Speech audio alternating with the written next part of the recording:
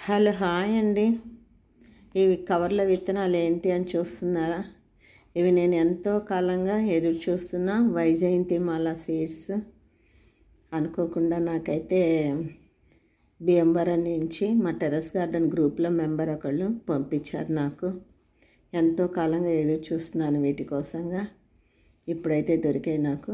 మొత్తం 17 విత్తనాలు అయితే పంపించారు. అన్నీ ఒకేసారి నాటితే కొంచెం అన్నీ వస్తాయా రావని కంగారు.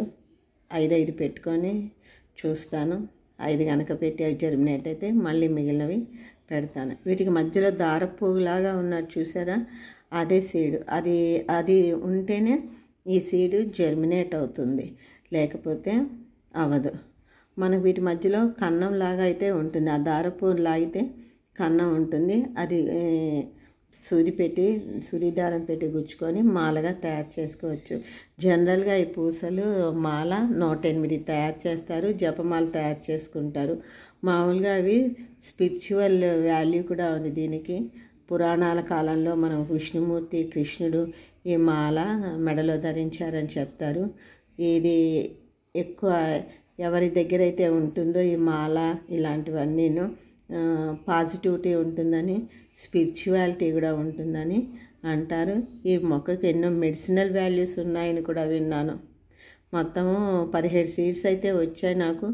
5 పెడతాను అన్నాను కదా, ఇవి పెట్టి చూస్తాను ఇప్పుడు. ఇవి ఒక్కొక్కళ్ళు ఒక్కో రకంగా చెప్తున్నారు. జర్మినేట్ అవ్వడానికని 2 వీక్స్ అంటున్నారు. మామూలుగా కొంతమంది ఏమో 1 మంత్ అంటున్నారు. చూడాలి మరి ఎన్ని రోజులు అవుతుందో.